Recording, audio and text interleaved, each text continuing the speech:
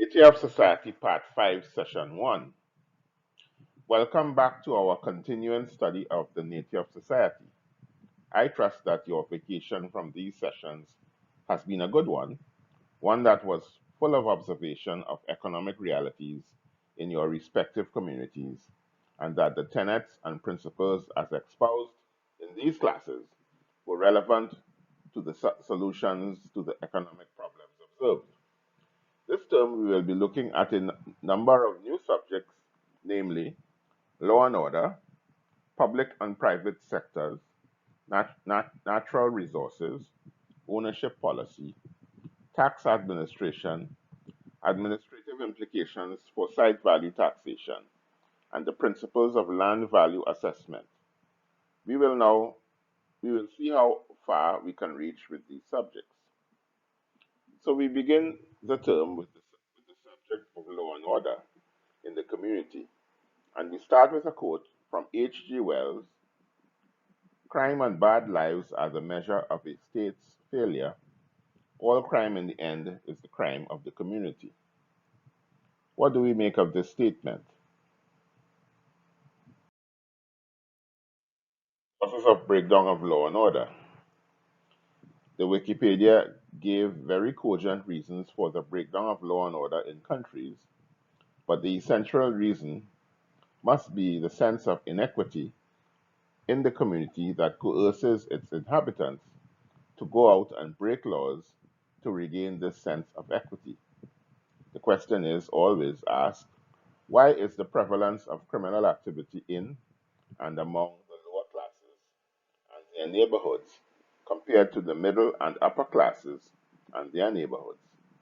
The answer must be that the sense of inequity and want is very low or much lower in the middle and upper classes, and highest or much higher in the lower classes. Correction of this does not involve the taking of wealth from the middle or upper classes and giving it to the lower classes, as the current tax regimes around the world do, but establish a level playing field by removing the advantage that accrues to persons occupying lands of value and not paying the communal due. This leveling of the playing field will allow market forces to operate without giving any individual or group any advantage. All would provide for themselves based on skill and effort, and the state would only have to see after those who genuinely cannot see after themselves. The need to break the common law to provide for himself and his family would be minimal at worst and non existent at best. Crimes of passion one cannot stop, but the ambient conditions and culture of the community would make committing crime a rarity. Believe it or not, it is in the nature of human beings to live in peace and harmony, unless threatened. The ambient conditions in most countries is one that encourages crime and criminal activity. SVT and its effects on crime reduction. It cannot be restated enough that where there are substantial numbers in the persons who need gainful employment with real purchasing power, who are in need of acceptable living amenities, such as decent housing, there will be the specter of crime. Globally, whenever interviews are conducted of persons resident in crime ridden slums, the main demands are never for the reduction of the crime, but for sustainable jobs, decent housing, good sanitation, and water. They always contend that with these in place, crime would be a thing of the past. H.G. Wells hinted at the start of this chapter, if the state fails to ensure all in the community are adequately taken care of, you can be assured of the proliferation of crime. So accept that there must be the poor amongst us is to accept failure as a community. The belief that someone's circumstances of poverty is of his own doing is fallacious thinking. Either failure or an unseen flaw in the economic system. The sooner that this erroneous thinking is perished, the sooner the solution to the elimination of want in the community is found. An SVT regime represents the least expensive, most efficient, and shortest way that slum neighborhoods can be transformed into viable ones. Firstly, the canting of the inhabitants can now be carried out to sites that will now become available and affordable. Those inhabitants will now have viable employment opportunities available to them as more sites come into production. These decanted sites, many of which would have utility infrastructure in place, but just needing some refurbishment, could now be brought into the marketplace for use by members once the site value tax is met. What better way is there of a slum clearance program where all demands of inhabitants are met and the wealth of the community grows in the process? In very short order, the slums that are adjacent to and envelop every major city in the world can be cleared and transformed. New life and vitality will be bred into them, and most importantly, the migration of persons from other parts that created the slum conditions in the first place would be a thing of the past. Employment opportunities will now be available everywhere.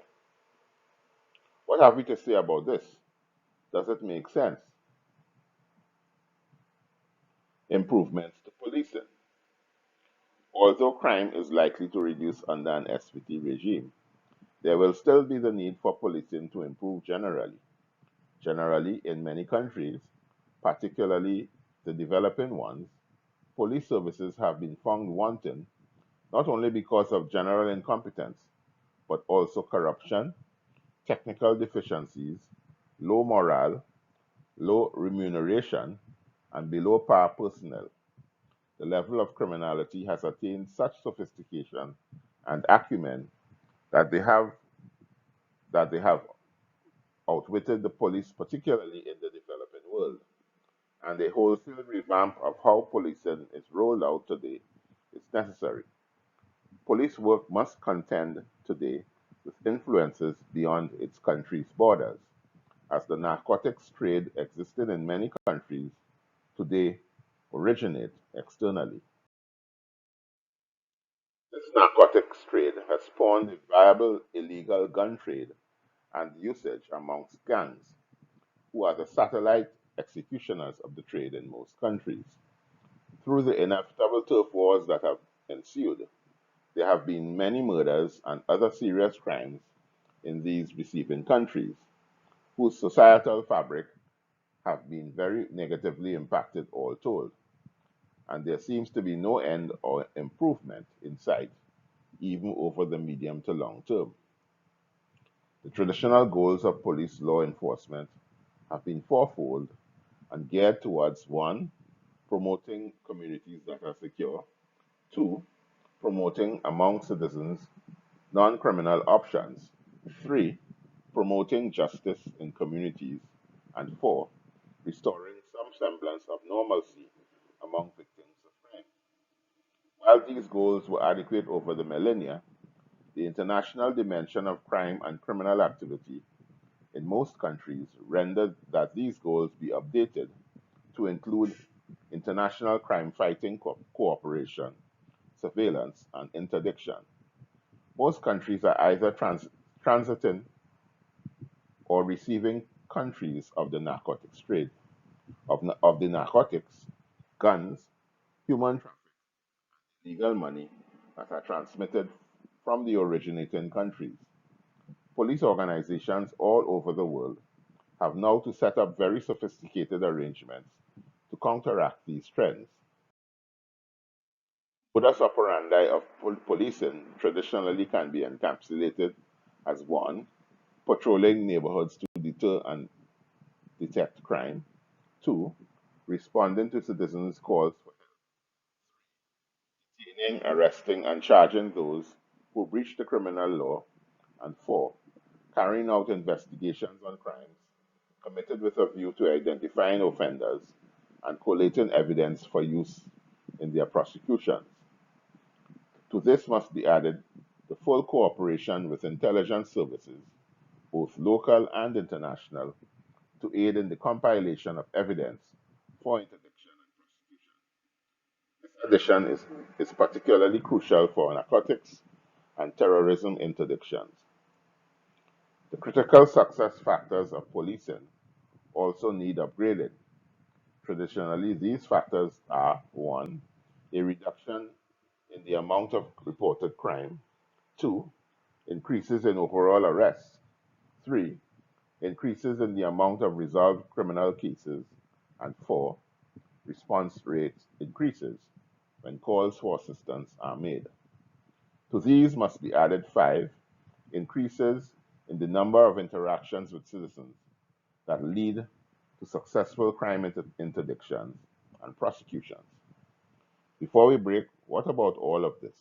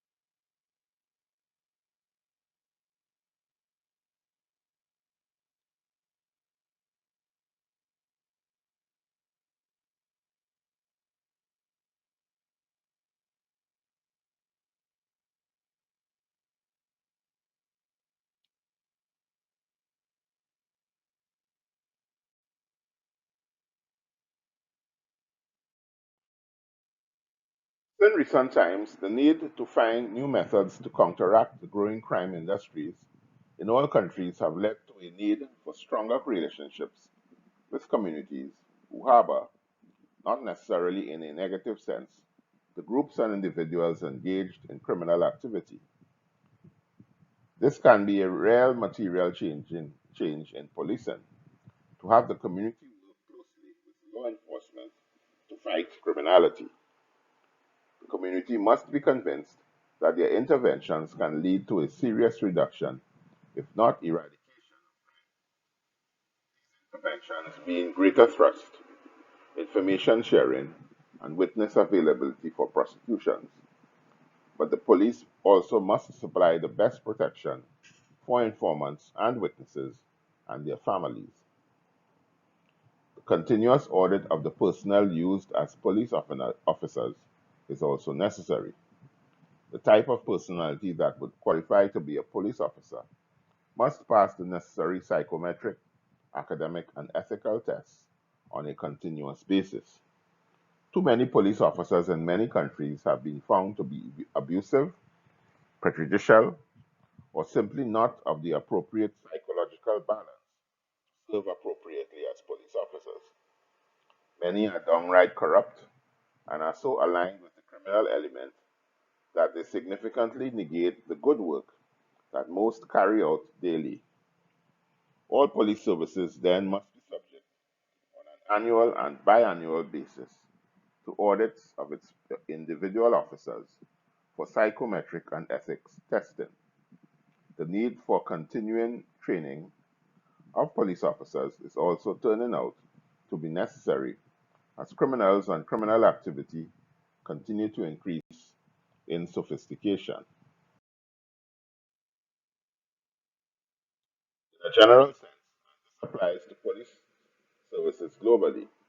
The, conference, the confidence of the community in them must be improved significantly. This can make a real difference to their efforts. Confidence will only return when they see greater professionalism, greater ethical behavior, and better performance. Use of technology.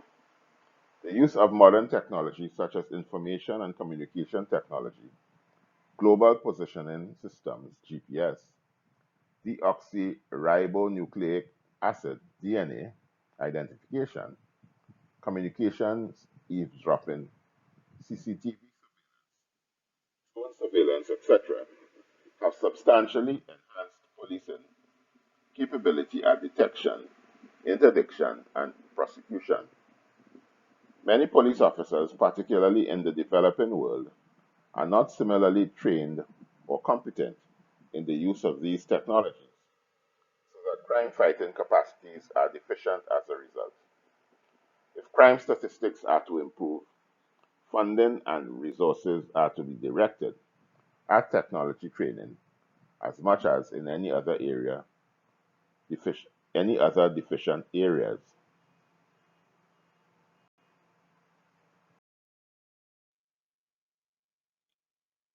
Cross-border cooperation. The movement of human beings for sex slavery, the transportation of narcotics and guns, and the movement of persons for terrorist purposes, all across borders, must be an ongoing concern for all countries of the world, particularly the developing world. It is particularly expensive to patrol the borders of most countries, particularly if they have thousands of kilometers in length.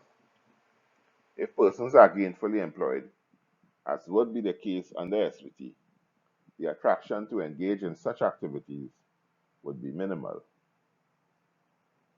It is far better and cheaper to give persons a more honorable and safer means of making a living than to expend much treasure on security systems and protocols to suppress illegal activity. Persons can be convinced regular employment or self employment will give them the ability to provide adequately for themselves and their families. Criminal activity will be minimized. We now move on to the judiciary. Improvements to the judiciary.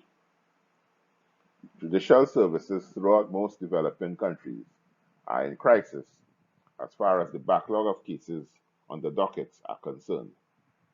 The rates of pretrial detentions have remained at almost 33% since the year 2000, with no improvement since then. Judicial processes remain slow, and access to justice also remains a challenge for those of the lower income category. Many strategies have been suggested by many renowned jurists on how best to clear this backlog, and these suggestions will now be listed. 1. The first judicial reform suggested is the removal of trial by jury and its replacement with trial by judge. It is contended that trial by jury is expensive, lengthy, and unmanageable. Because of the complexity of many cases, these are many times above the heads of the regular jurors and could best be adjudicated by a panel of judges and two or three subject specialists. Second reform consists of a revamp of cumbersome procedural rules wherever they may exist. Many of these rules have no inherent value and may just be holdovers from a bygone era. 3. Decriminalization of drug usage, separate and apart from drug trafficking, is the third reform. The mixing of drug users, who mostly are non-violent and non-criminal, with hardened criminals in prisons, is counterproductive. A different approach, such as rehabilitation or community service, seems more appropriate, and this certainly will clear the logjam. 4. The fourth reform calls for the extensive use of the plea bargaining system, which can reduce substantially the time spent within courtrooms. And 5. The fifth reform should do with ensuring that those needing to access the judicial system, especially those from the lower income groups, are afforded easy access. Those requiring legal defense or prosecution must have a place to go in the community where they can receive this assistance without having to be faced with large fees that they could not afford. In addition to these reforms, the day-to-day operations of any judicial service can be improved by annual audits into performance areas. According to the European Union Justice Scoreboard, these 5 areas are: 1. Access to courts; 2. Timeliness and expenditures; 3. Fairness, equality, and integrity; 4. Accountability and independence; and 5. Public confidence and trust. Apart from these 5 performance areas, the scoreboard gives specific items that should be measured annually. The first of these is length of proceedings in days. The second annual measure is clearance rate, which is defined as the number of resolved cases divided by the number of incoming cases. If a high fraction is good and a low one is not so good. The next annual measure, according to the EU scoreboard, is pending cases, which is the number of cases at the start of the year not yet addressed. These 3 measures decide the efficiency and effectiveness of the judicial system, judicial operation. To engage in a more detailed audit of the operation, 2 other activities are being recommended by the scoreboard, which are: A. Evaluate and monitor the court's activities, and B. Analyze the information and communication technology assets in these courtrooms. With monitoring activities, we have the publication of annual reports, logging of the number of incoming cases resolved, cases postponed, and length of cases. With evaluation activities, we measure performance regarding incoming cases, closed cases, pending cases, judge performance, staff performance, backlogs, and cost of these performances and outputs. Analyzing ICT assets would include registration and managing cases, use of websites for communication and information exchange, the use of web forms, follow-up of case matters online, electronic register and processing of claims, debt recovery that is not disputed, and video conferencing. Quality standards are also monitored, evaluated, and measured against benchmarks, usual international quality standards. The following are to be reviewed annually against international quality standards: quality assurance policies, usage of resources, and human resource policies. USCO also recommends the use of alternative dispute resolution methods to clear the logjam of any backlogs of those matters that are of a civil and commercial nature. Training of judges on a continuous basis is also desirable for the best judicial decisions. With all this, the EU regards as uppermost the optimization of the 5 performance areas: access to courts, equality, timeliness and expenditures, integrity and fairness, accountability and independence, and public confidence and trust. All measures listed, if captured with the necessary improvements and adjustments made annually, will bring about the desired improvement to the judicial system. We have offloaded a lot of stuff for you to chew on and digest. The judicial system, as it is very slow in many countries, and as a result, much must be done to optimize efficiency and effectiveness to bring forward justice in the communities. What can we say about all of this? Let's now move on to the penal system. Improvements to the penal system. Prison systems, particularly throughout the developing world, are notably harsh and inhumane in many countries. Many have failed to meet even the most basic standards of upkeep and have been described in one country as appalling, wretched, repulsive, and hideous. With the prospects for employment very dim for ex-inmates, recidivism levels are particularly high, as much as 61% in one country, simply to be able to receive 3 square meals a day. To emphasize the point of wretchedness, in some of these facilities, some prisons still use the primitive pail system from the 19th century for prisoners to use for defecation, and overcrowding in small enclosed spaces is still the norm, with all the attendant sexual abuse and disease contagion, and stems from the belief by the general community that prisoners have forfeited their human rights when they commit crimes and are convicted. The community sees no obligation in providing humane habitation and do not press the authorities to provide same or even reform the general approach to incarceration. The stringent financial circumstances that most developing countries find themselves, the use of these resources for health services, education, national security, and infrastructure are seen as more desirable expenditures. If penal reform is to take place, the negative perspective by the community must first change. If there are to be movements here, with the advent of an SVT, prospects for gainful employment, even for ex-inmates, is a real one. Recidivism will reduce substantially, and the pressure on the penal system will also reduce. The more civilized circumstances that SVT will bring about will change the approach in the system from punishment to rehabilitation of inmates. Next week, we will continue our discussion on the reform of penal systems. We will continue our discussion on this subject.